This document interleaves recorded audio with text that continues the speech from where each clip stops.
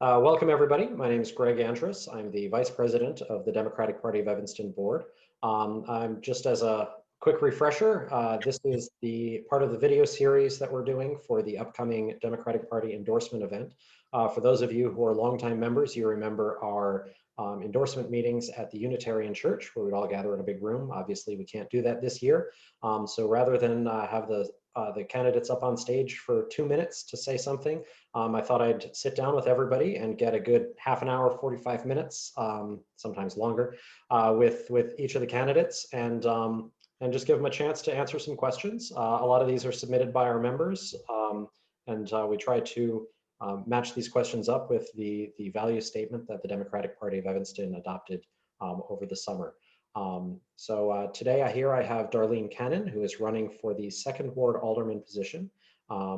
If you are not yet a member, you can join on our website either as a dues-paying member, or if you'd like to get your membership comped, you can join as a membership through volunteerism. And we have a couple of events coming up soon that you can join in and volunteer for to get your membership that way.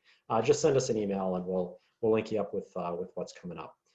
So Darlene, why don't you make a quick introduction and take 2-3 minutes and just tell us a little bit about yourself.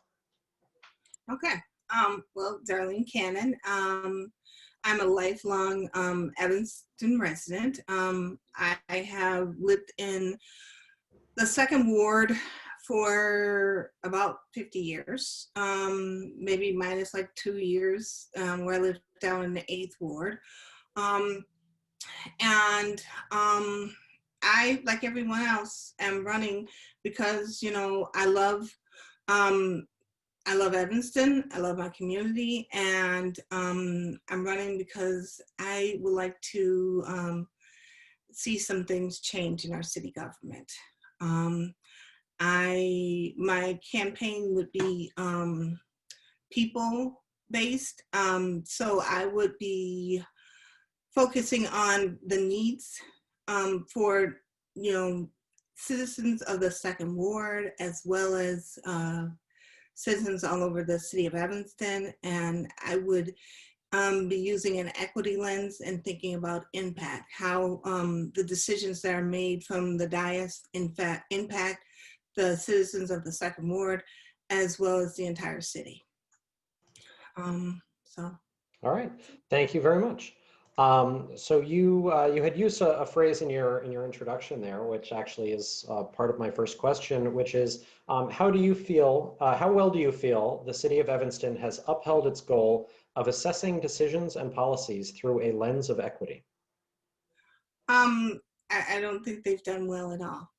I think that they don't use the equity lens when we spend money, such as Robert Crown, and which is going to impact the residents for the next 20 years with the type of bonds that were used to fund Robert Crown, despite the fact that the previous city manager said in 2009 that it was going to be built at no cost to the citizens.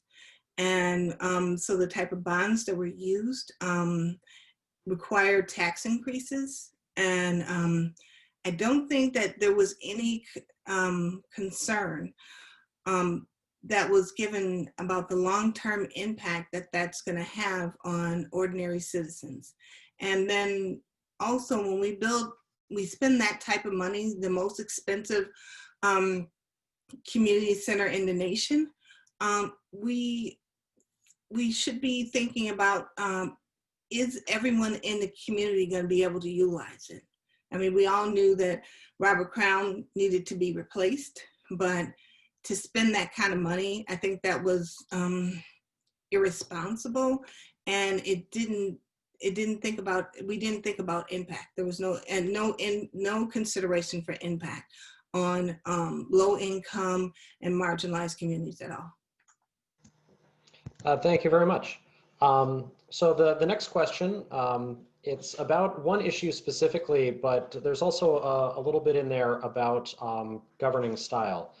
So it's, how do you go about listening to and weighing conflicting calls from constituents who want different things, And they asked this specifically about policing, constituents who want more conventional police and those who want more. Those who want more and those who want less, you mean? Or- Yeah, like Okay. for constituents come to you with two different things, say policing, two opposing things. Well, I think we need to look at the issues. What are they? Are they neighbor disputes? Is that why they feel that they need more policing?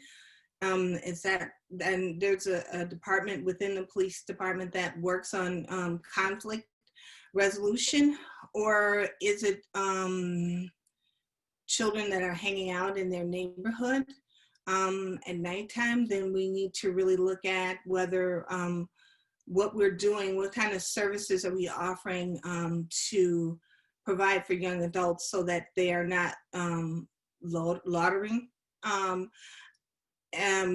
I mean, or is there more crime?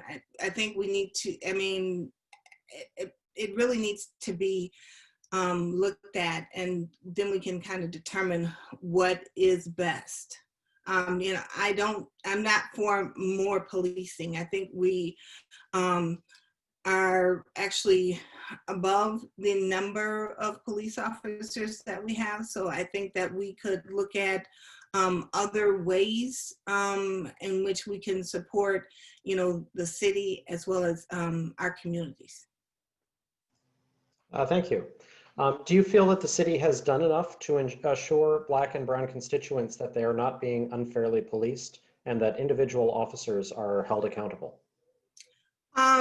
No, I think that when citizens do file complaints with the police review board, I think it takes several months before it goes through. And I mean, from the times that I've watched and what I've heard, there hasn't been much action taken against the officers. Usually the officers are found not guilty, or that they were, what they did was within the law, so. All right. So still on the subject of policing, FOIAs, especially those made of the Evanston Police Department, have become something of a contentious issue recently. What do you believe the City Council can do to promote transparency and accountability? I think that in order for them to be transparent, they need to release the FOIAs to the clerk. I mean, the clerk is the city's FOIA officer, and release them to the clerk. And as long as they're not disclosing residents' like private information, their addresses or phone numbers, I think that is something that our city clerk is well equipped to make a professional decision. Okay. So there have been critics of the current system for investigating police misconduct, which is currently done by a board which is appointed by the mayor. Do you believe Evanston should have an independent oversight board of the police department? Yes, I do. I believe that we need the help of CMP and their, private citizens who are not selected by the board. Maybe we would even vote on a ballot to get them on the board, or yeah, I just feel like right now when they're appointed by the mayor, that maybe, I don't know for sure, that maybe there's they have some sort of alliance to him, because I don't really see too much happening with the police review boards. I mean, there's a new one now, but I haven't seen anything that was tangible or that was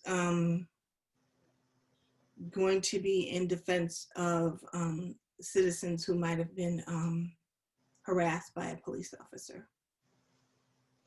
So the final question on policing we have here. So recently, the city of Evanston made use of the Northern Illinois Police Alarm System to respond to some protests. And one of these was the subject of the hearing earlier this week. This is the event that happened on Halloween. Do you believe that the level of oversight the city has over the Northern Illinois police alarm system is sufficient? And what would you do to make this relationship more transparent and accessible to Evanston residents? Um, well, I mean, there's a lot of things that I heard. I was concerned that um, I think that we should have more power over them coming into our city. Um, a lot of the officers covered up their badges, and they were very militarized. I mean, I just questioned, did we really need that much show of force for the students from Northwestern? I mean, they didn't have that much show of force today at the White House. So, I mean, I just, I think that we should have control over who comes into our city and will possibly be arresting citizens of this community. So moving away from policing for a little bit, this is a bit of a broad question, but is there anything about the culture of our city government that you would like to see changed? Right now, the culture is, we come to city council, we get up there and we speak for, a minute and 30 seconds and we pour out our heart because, we could be doing numerous other things, but because we, love our community and we want it to be a healthy environment for everyone, we speak out about things that we're passionate about and the things that are just morally correct. And I feel like it goes on deaf ear. That we're called activists, we're called the usual offenders, that we don't have anything to do, and it's not a warm and welcoming place at all for us. That's my cat in the So yeah, no, it's not community. It's not community oriented. They're not. It's not welcoming to us. It's very hostile. So I would like to change that because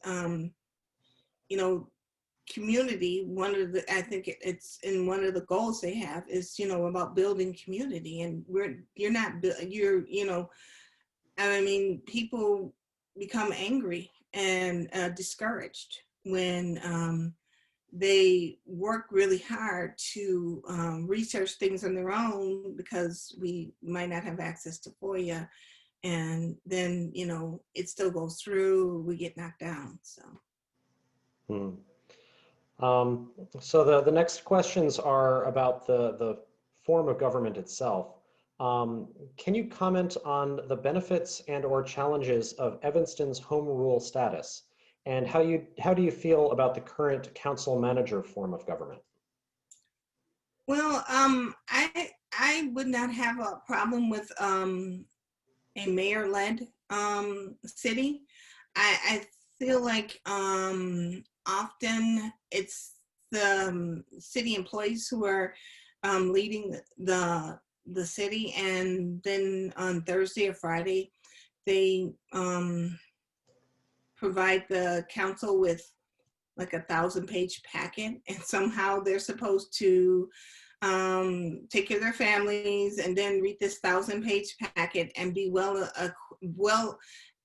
knowledgeable in order to make to vote and make decisions that are impacting thousands of people's lives. So I think that there needs to be, before all these things are compiled in a packet, there needs to be more discussion, more dialogue, and more understanding as to the long-term impact that it will have on the city and the citizens. Thank you very much. So moving on to the environment, I'm curious to hear what you think about the Climate Action Resilience Plan, or CARP, and its goal of a carbon neutral Evanston by 2050. What do you feel are the biggest challenges facing that goal? And do you feel that the current goal is good enough, or can it be improved? Well, I am not as versed as I need to be on it, but what I do know is that, we are in a dire situation with the environment right now, and we need to take some strong and bold and aggressive moves towards, implementing CARP. And I think some of the things that, we could do where, and we always have to, when we try to implement things, we always have to do them with an equity lens. So if we, implement that people use energy efficient appliances, how are we going to help marginalized folks get those energy efficient appliances? So we need to think about how we're going to do that. I always hear talk about canopy cover, and that in some areas that there's not enough canopy cover. So we need to think about, if we're going to replace trees, how are we going to help marginalized communities? Because again, to get a tree cut down, it's like $5,000 or maybe more.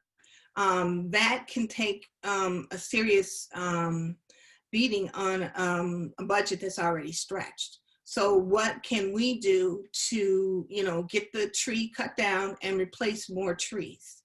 I think, we have enough resources in this town. We could get rid of the plastic bags, and we could provide every single citizen with a reusable bag, one or two. Those are like some of the things that I do know about, and those are some of the things that I would like to see us move forward. And like I said, I will take time to read the plan a little bit, a little more detailed, take a little more time. All right. Do you feel overall that expenditures by the city of Evanston over the last 4 years have appropriately reflected the priorities, needs, and interests of Evanston residents? No, not at all. I, spoke earlier about Robert Crown and the amount of money that we put into Robert Crown.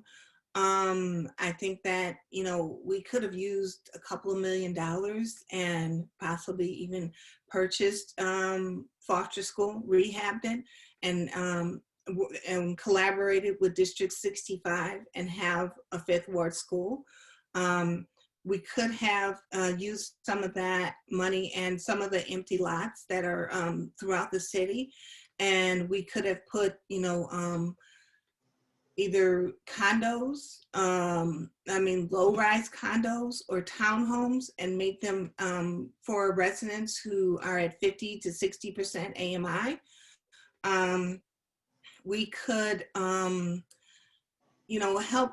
I think I was on a call, and the lady said that she lived on Crawford, and because she lived on Crawford, she had to do some sewer line work, and it was like $35,000.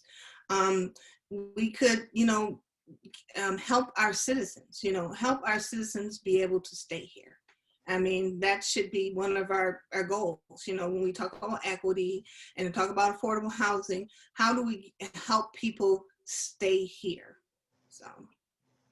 Okay. That kind of ties right into the next question I had, which is about development.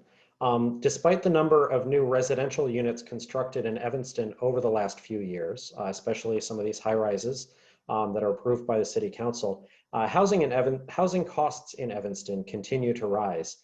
Do you feel that the inclusionary housing ordinance is doing enough to combat this? No, not at all.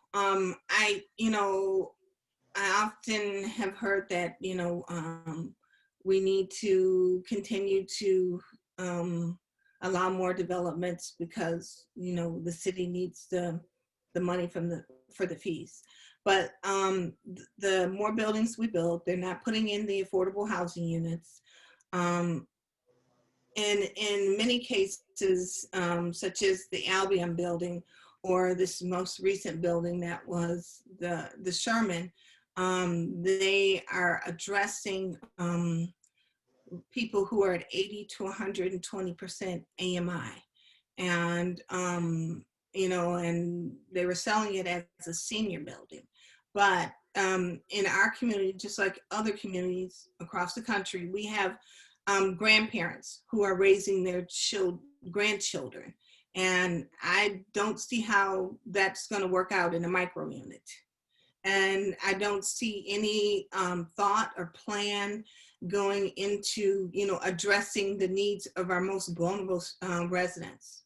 So I think we can do better with a better plan. Okay. So moving away from residential development, even before the pandemic, it seemed as though downtown Evanston was full of empty storefronts. And the pandemic, of course, has just made that worse. What do you believe can be done to promote development in a way that prioritizes small businesses and local ownership?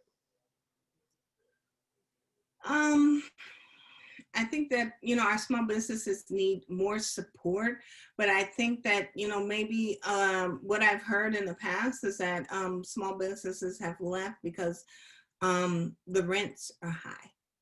So how do we address that so that people can stay here?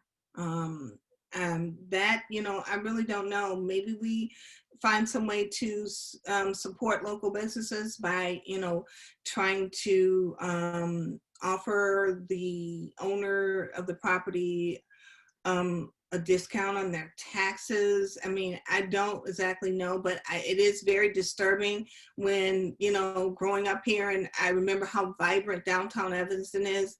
And I could go down there on Monday in the morning or midday, and in many places, that it's like a ghost town. There's lots of parking, and and parking is also a factor too.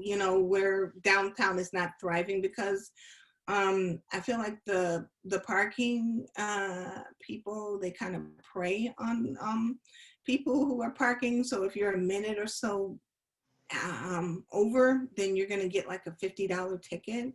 And so there's a lot of different things that we could think about doing to help our small businesses. Okay. What do you think is one challenge faced by the second ward that doesn't exist in the rest of the city? Or what's a unique challenge to Ward 2? As I've been out and going door to door, I've had a lot of people who especially live near ETHS and who live near King Lab, and they are concerned about the volume of traffic that comes through the area in the morning times, in the afternoons. A lot of areas, there's lots of small children, and in many cases, a lot of the high school students drive to school, and they don't want to pay the money for the sticker to park in the parking lot. So then they park in the community, and so then that's another burden on the residents because they have to pay the wheel tax, and then they have to pay an additional tax so that to prevent the students from parking in front of their houses. That is one of the biggest things that I hear. I think here lately I've heard, since people know that the Valley Mall, the Valley is up for sale, that mall, I guess Valley is still going to stay there, but I mean, there's some concerns about, is Valley really going to stay there, or are they going to leave? What's going to happen?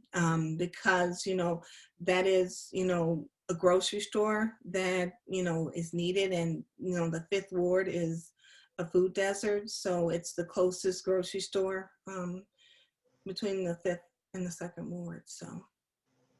Okay, thank you for that. So the next question I have is why aldermen? So of all the ways to sort of go out and serve the public, why is alderman the race that you chose? Well, I feel like it's the only way that I can really affect change. As I previously stated, I have been involved in numerous projects and with other candidates, and we've done a lot of research and discovered a lot of information, and we've came to council and we've poured our hearts out, and we didn't get anywhere.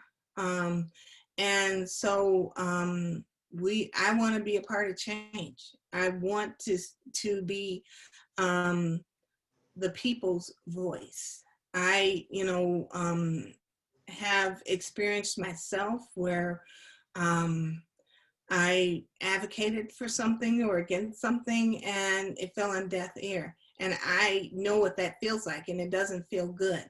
And so I don't want other people to experience that. Okay. So the next one's a question that I've been asking of all of the challengers. You're running against Peter Braithwaite. What is one decision that he's made that you agree with? Well, I guess his most recent decision was to paint and name Dodge in between Lake and Church Street Black Lives Matter Way. I mean, he had to sign off on it in some capacity, so. All right, thank you. And then as a final question here, what would be your number one priority? Your first day, this is what I want to get done. And what do you believe it'll take to make that happen?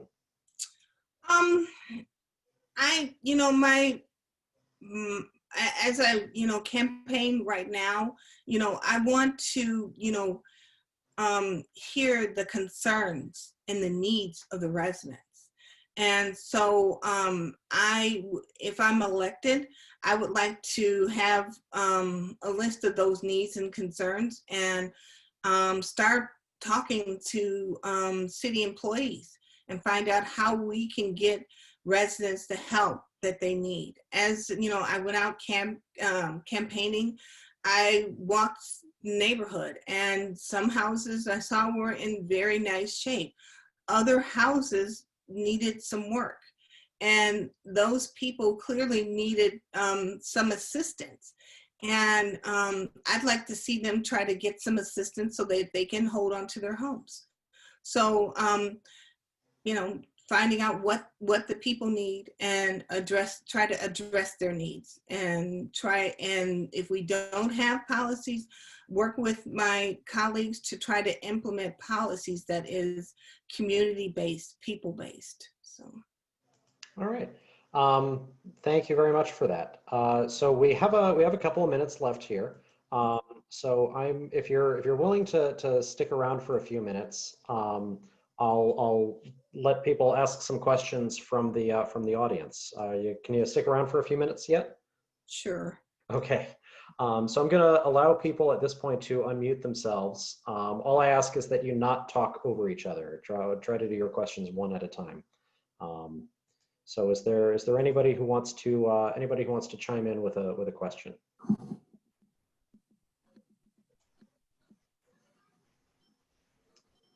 I think I heard somebody unmute themselves. I don't know who that was though. I'd like to ask Darlene, what has your experience been within the community and in a lot of the initiatives that you've been involved in? What's been your most sort of gratifying or rewarding experience? Let's see. I think that, I really found something that I really felt passionate about when I worked with 2 other second warders to start feeding the village Evanston. It's just a really good and rewarding feeling to be able to give back to your community. to give back, no strings attached, and just knowing that, you know, I'm helping other people at a time when they're in need. And it also helped shine the light, as you know, COVID has done, is that a lot of people were struggling long before COVID. And now that COVID's here, it's really clear. So I'm just looking forward to when we officially open our food pantry, and when we can continuously on a weekly basis serve our citizens that need help. So. Excellent. Are there anybody else who wants to come in with a question? All right. So I guess that's all of our interview with Darlene Cannon. So just a reminder that the ballots will go out to members on January 17th.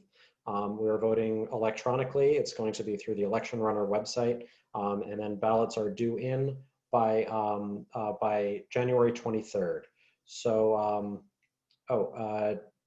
actually, I do think I have one more question from somebody. I just saw something pop up in chat. Yes? No. Okay. Okay, so they're typing it to me in chat. It's a question about relations with the Latino population in the second ward. And they want to know how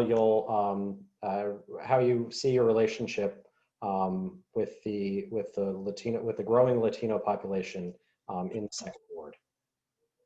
Well, I think that one thing is when we have the second ward meetings, in order to make everyone feel more welcome, I don't see I think that we should have a translator. I think that our newsletters or anything that we do should be translated into Spanish. But also beyond that, I think that we should look at all of the languages that are most prominent in the ward, and see how we can include everyone in the ward, so that everyone is in full understanding and knowledgeable about what's happening in the ward and how it will impact them. Okay. All right. Thank you very much. And so let me, there we go. So yeah, I'm just gonna close off by saying thank you for joining me. Yeah, if you're not a member yet, you can join on our website, either by becoming a dues paying member or by volunteering for some of our events. We have a couple coming up. There's a voter registration drive coming up soon, and you can become a member through volunteerism. So thank you so much, Darlene, for joining us, and have a great evening. All right, thank you for having me. I appreciate it. Take care. Bye. Bye-bye.